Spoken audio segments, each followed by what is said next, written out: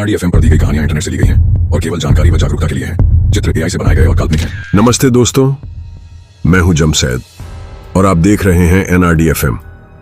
दोस्तों, क्या आपने कभी सोचा है कि लालच और विश्वासघात इंसान को कितना नीचे गिरा सकते हैं? आज मैं आपके लिए लेकर आया हूं उत्तराखंड की एक ऐसी सच्ची घटना जिसे सुनकर आपके रोंगटे खड़े हो जाएंगे और आपके दिल को झकझोर देगी और आपको सोचने पर मजबूर कर देगी कि इंसानियत आखिर कहां खो गई है।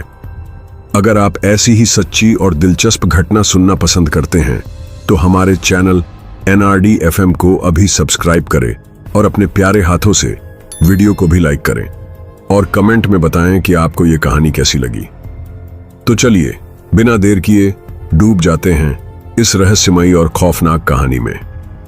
दोस्तों, ये कहानी है 2024 की, जहां उत्तराखंड के हरिद्वार के जबरेड़ा थाने की है। एक दिन की बात है जब सूरज की किरणें अब भी पूरी तरह से धरती को छू भी नहीं पाई थीं। थाना जबरेड़ा के सिपाही मुकेश ने एसएचओ अंकुर शर्मा को एक ऐसी खबर दी जिसने पूरे थाने में हड़कंप मचा दिया। मुकेश ने बताया कि गांव भितीपुर अकबरपुर झोझा की सड़क के किनारे एक नाले में एक युवक की लाश पड़ी है। लेकिन यह कोई साधारण मौत नहीं थी।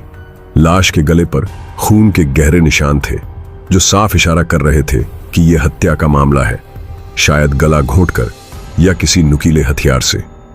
सुबह का वक्त था और थानेदार अभी थाने पहुंचे भी नहीं थे, लेकिन अंकुर शर्मा ने एक पल की भी देर नहीं की। उन्होंने तुरंत इस गंभीर सूचना को हरिद्वार के एसएसपी प्रमेंद्र डोभाल, एसपी स्वप्न किशोर सिंह और सीओ मंगलौर विवेक कुमार को फोन पर बताया। फिर बिना वक्त गंवाए सिपाही मुकेश और रणवीर को साथ लेकर घटनास्थल की ओर रवाना हो गए। घटनास्थल थाने से महज 7 किलोमीटर दूर था और पुलिस की जीप 15 मिनट में ही वहां पहुंच गई। जैसे ही पुलिस की गाड़ी रुकी, वहां जमा भीड़ में खलबली मच गई। लोग फुसफुसाते हुए इधर उधर हटने लगे, जैसे कोई डर उनके मन में समा गया हो। अंकुर शर्मा ने फौरन मोर्चा संभाला और भीड़ में मौजूद लोगों से पूछताछ शुरू कर दी। ये वारदात थी 9 फरवरी 2024 की। नाले में पड़ा शव एक युवक का था जिसकी उम्र करीब 15 साल के आसपास थी।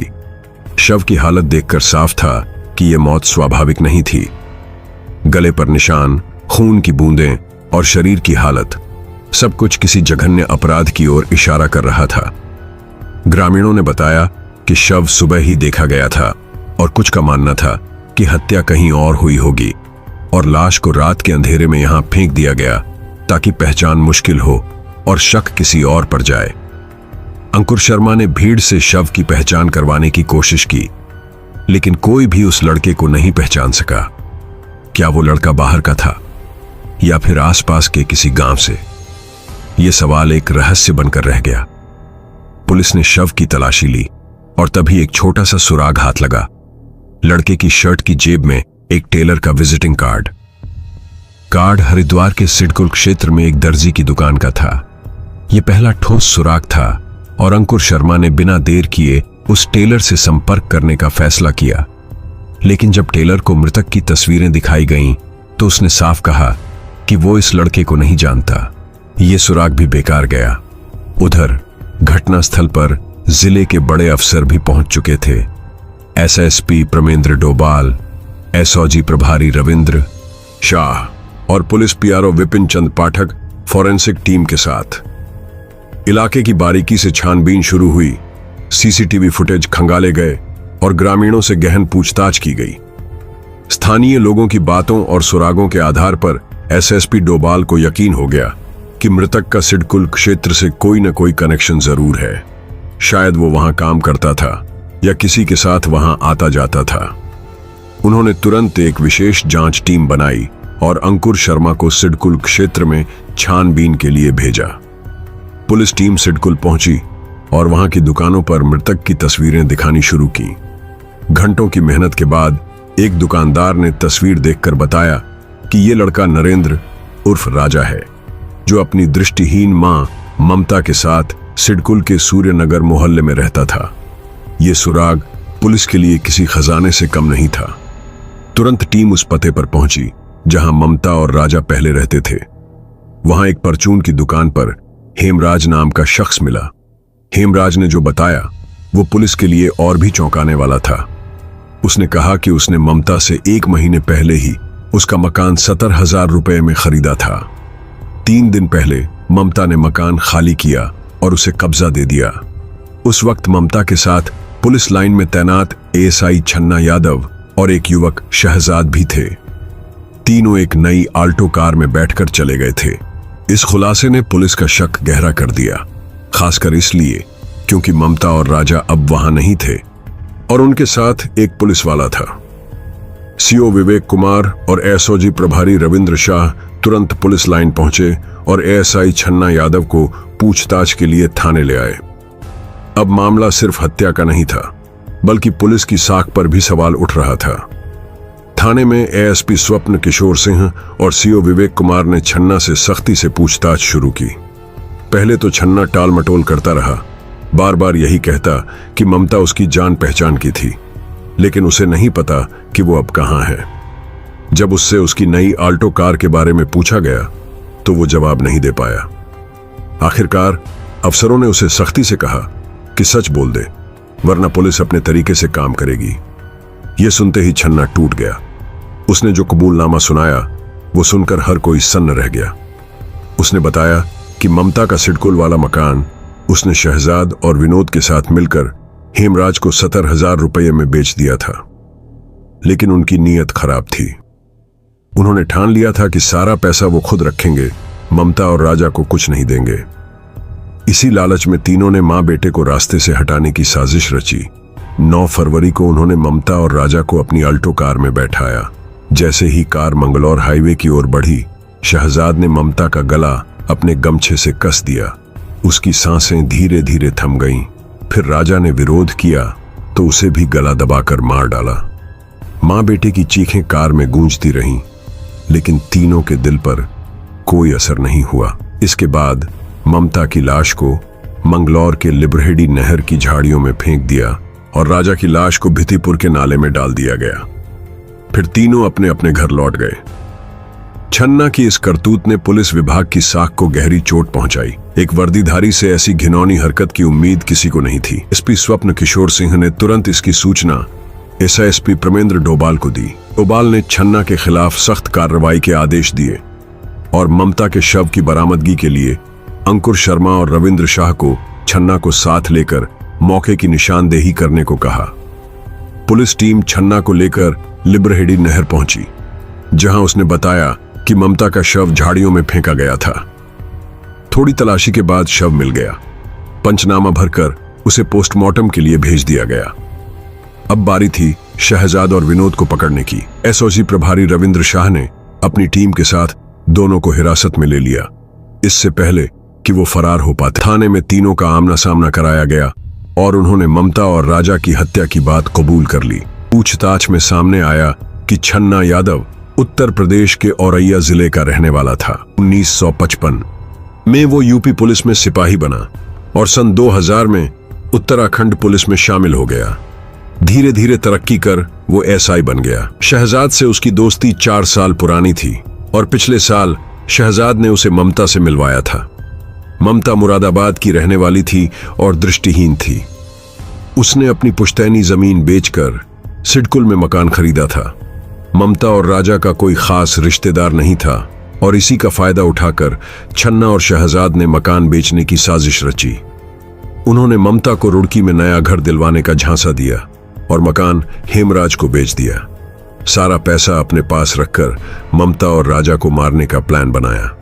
9 फरवरी को मकान का कब्जा हेमराज को देने के बाद तीनों ने ममता और राजा को कार में बैठाया। रास्ते में ममता का गला घोटा गया और फिर राजा को भी मार डाला। लाशों को अलग अलग जगह फेंककर वो पैसे बांटकर घर लौट गए। पुलिस ने तीनों पर हत्या, शव नष्ट करने और साजिश की धाराओं में मुकदमा दर्ज किया और उन्हें जेल भेज दिया। पोस्टमार्टम में गला घोंटकर हत्या की पुष्टि हुई। शवों को ममता के दूर के रिश्तेदारों को सौंप दिया गया। ये कहानी हमें सिखाती है कि लालच और विश्वासघात कितना खतरनाक हो सकता है। ममता ने छन्ना पर भरोसा किया, लेकिन उस भरोसे ने उसकी और उसके बेटे की जान ले ली। हमें अपने रिश्तों में ईमानदारी बरतनी चाहिए और किसी की कमजोरी का फायदा नहीं उठाना चाहिए। अब चलिए एक और कहानी की ओर बढ़ते हैं जो बहराइच जिले की है। ये भी 2024 की घटना है। नानपारा थाने के अंतर्गत हांडा बसहरी गांव के पास 23 जुलाई को एक सिर कटी लाश मिली जिसने पूरे इलाके को दहला दिया। लाश एक युवती की थी, करीब 20 के 22 साल की, पूरी तरह निर्वस्त्र और खून की लकीरें उसके शरीर पर एकमात्र ढकाव थीं। साफ था कि उसे बेरहमी से मारा गया था। बहराइच की एसपी वृंदा शुक्ला ने मामले को गंभीरता से लिया और प्रशिक्षु सीओ हर्षिता तिवारी की अगुवाई में एक जांच टीम बनाई। पुलिस ने छानबीन शुरू की, लेकिन सिर न होने की वजह से पहचान मुश्किल थी। कई दिन बीत गए, लेकिन कोई सुराग नहीं मिला। फिर एक गुमशुदगी की रिपोर्ट ने पुलिस का ध्यान खींचा। 22 जुलाई को दर्ज एक रिपोर्ट में 20 साल की शीबा नाम की लड़की के लापता होने की बात थी। पुलिस ने शव की जांच की और दाहिने पैर में बंधे काले धागे और तस्वीरों से पुष्टि हुई कि लाश शीबा की थी। परिवार ने भी इसकी पुष्टि की। जांच आगे बढ़ी तो पता चला कि शीबा का अक्सर अरुण सैनी नाम के एक हिंदू लड़के से फोन पर संपर्क था। अरुण श्रावस्ती जिले के मलहीपुर खुर्द का रहने वाला था। पुलिस ने जांच का रुख शीबा की गुमशुदगी और अरुण के रिश्ते की ओर मोड़ा। पता चला कि शीबा अपने मामा हशमत अली के घर जमूक गांव में रहती थी और अरुण भी पास के गांव में अपने ननिहाल में। दोनों एक ही स्कूल में पढ़ते थे और उनकी दोस्ती धीरे धीरे प्यार में बदल गई थी। लेकिन शीबा का मामा इस रिश्ते से सख्त नाराज था। उसे यह मंजूर नहीं था कि उसकी मुस्लिम भांजी का रिश्ता एक हिंदू लड़के से हो। मामा ने शीबा का स्कूल बंद करवा दिया और उस पर सख्त पाबंदियां लगा दी। अरुण की शादी भी तय हो चुकी थी और मामा ने उसे शीबा से दूर रहने की धमकी दी थी। एक बार मामा ने अरुण को पकड़कर बुरी तरह पीटा भी था। पुलिस को शक हुआ कि इस रिश्ते में कुछ गड़बड़ है। 29 जुलाई को केस दर्ज हुआ और एसओजी, सर्विलांस और स्थानीय पुलिस ने जांच तेज की। मोबाइल नंबरों की छानबीन और पूछताछ के बाद अरुण को हिरासत में लिया गया। पूछताछ में अरुण ने कबूल किया कि उसने अपने दोस्त कुलदीप के साथ मिलकर शीबा की हत्या की थी। उसने बताया कि उसने शव की पहचान छिपाने के लिए सिर और एक हाथ काटकर नहर में फेंक दिए और कपड़े भी नहर में डाल दिए। पुलिस को हत्या में इस्तेमाल हथियार भी मिल गया। पूछताछ में सामने आया कि शीबा और अरुण का प्यार 1 साल तक चला, लेकिन परिवारों के विरोध के बाद अरुण ने दूरी बनानी शुरू की। शीबा शादी के लिए जिद करती थी और अरुण पर दबाव डालती थी। आखिरकार अरुण ने उसे रास्ते से हटाने का फैसला किया। 21 जुलाई को उसने शीबा को भागकर शादी करने का झांसा दिया। शीबा बैग लेकर पहुंची, जहां अरुण और कुलदीप ने उसका गला घोंट दिया, सिर और हाथ काटे और शव को सरयू नहर के पास फेंक दिया।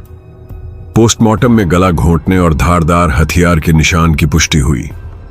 दोनों आरोपियों को जेल भेज दिया गया। ये कहानी हमें सिखाती है कि प्यार में समझदारी और धैर्य जरूरी है। परिवारों को बच्चों की भावनाओं को समझना चाहिए और युवाओं को अपराध का रास्ता चुनने से बचना चाहिए। ऐसी कहानियों से सीख लेते हुए हमें एक बेहतर समाज बनाना चाहिए। तो दोस्तों, अगर आपको ये कहानी पसंद आई तो चैनल सब्सक्राइब करें, लाइक करें और कमेंट में अपनी राय जरूर बताएं। अगली कहानी तक सुरक्षित रहें, सतर्क रहें और सोच समझकर कदम उठाएं।